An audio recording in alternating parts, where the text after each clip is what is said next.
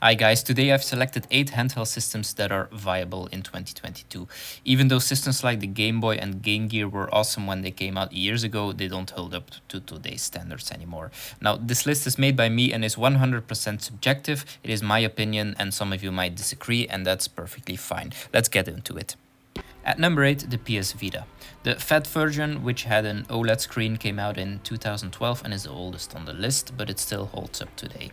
The main reasons being the beautiful OLED screen and because it was way ahead of its time. For example, the Vita had built-in Bluetooth, something that took the Nintendo Switch several years into its lifespan to finally add. The Vita is also known for its extensive library of RPG games and visual novels. Some really good games are still unavailable on other handheld systems, so it's still worth having and playing in 2022. For my number 7, the GPD Win Max 2021. An excellent handheld hybrid between a full laptop and handheld gaming device. Though it certainly takes some getting used to, the keyboard is fully functional and the built-in trackpad does the job. It also has a built-in controller with clickable analog sticks.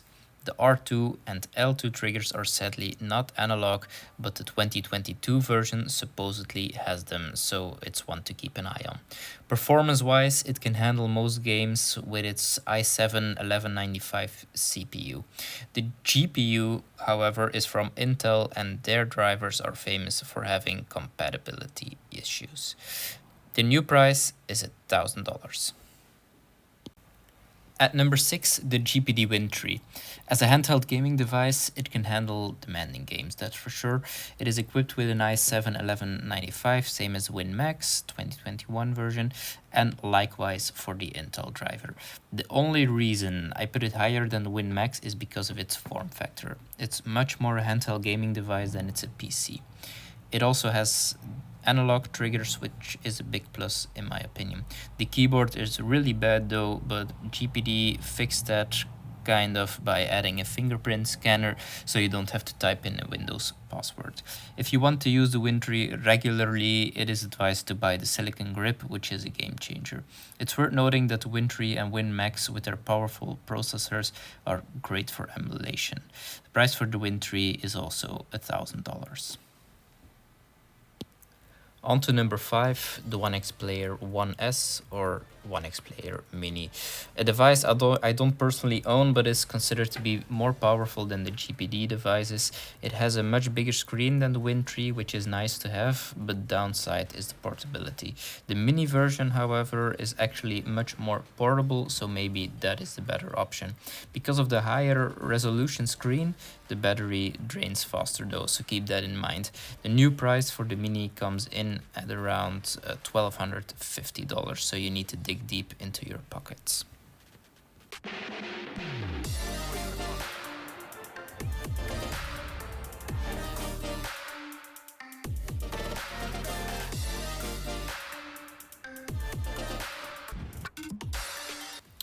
Number 4, the Aya Neo Next Pro, a true powerhouse with lots of built-in storage at 2 terabytes, but it's the most expensive one on the list. It costs you a whopping $1,665, which is double or even triple the price of some of the competitors.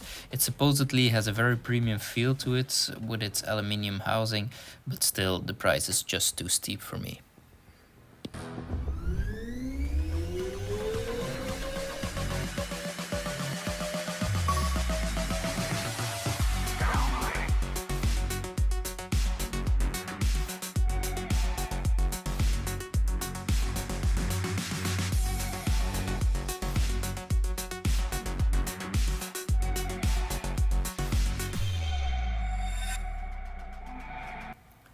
Then starting the top 3 with the Nintendo Switch OLED.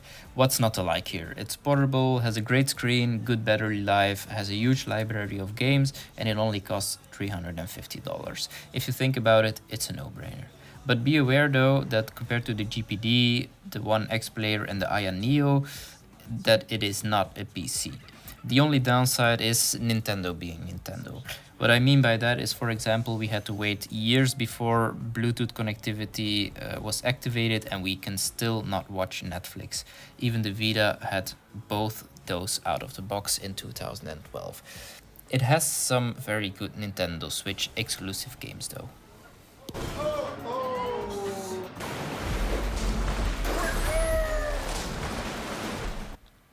The second place goes to the Analogue Pocket. Now, this device is a true marvel. First of all, Analogue is famous for its FPGA, which means there is no emulation involved. It's actually the Game Boy, Game Boy Color, and Game Boy Advance hardware that is kind of emulated and not the software. What happens is that when you enter an original cartridge, the cartridge is tricked in thinking that it's an original Game Boy. Furthermore, the resolution is 10 times the original, and the sheer build quality, especially the screen, is simply stunning. There is also a docking station and some cartridge adapters available, so you can extend your compatibility with Game Gear games, for example. For game creators, there's a nice addition to it under the form of GB Studio. Now, GB Studio is an easy-to-use game creator tool which you can then transfer to microSD and play them on your Analogue Pocket. A game like Dragonborn, for example, has been created with GB Studio, for example. I'll link the website of Incubate Games in the description, where you can check out their other games. Does the Pocket have downsides? Well, yes, it's hard to get one. And if you pre-order one, it takes a long time to get to you. I myself had to wait a year after I placed my pre-order, so yeah, it's pretty long. Although some aftersellers like Droid X can get you one quicker at an extra cost over MSRP. Second downside is that you need original cartridges to play, and they can get very, very expensive nowadays. The price for the Analogue Pocket itself is $220, which is a steal for the quality you are getting. And then finally, our number one spot, and I'm sure a lot of you can already guess, it's the Steam Deck, of course. For me, the Steam Deck is the big game changer we waited for all these years. The Steam Deck is very easy to use because there's no need to fiddle around with Windows any longer.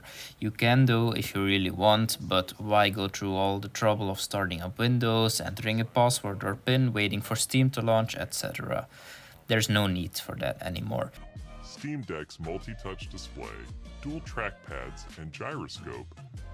Performance-wise, this is the best one available as of right now, and the price is only $399 for the 64GB version, $529 for the 256GB version, and $649 for the 512GB version. You can just put in a microSD to extend your storage if you need to. Even AAA games like Witcher 3, Elden Ring, and God of War run great off a microSD.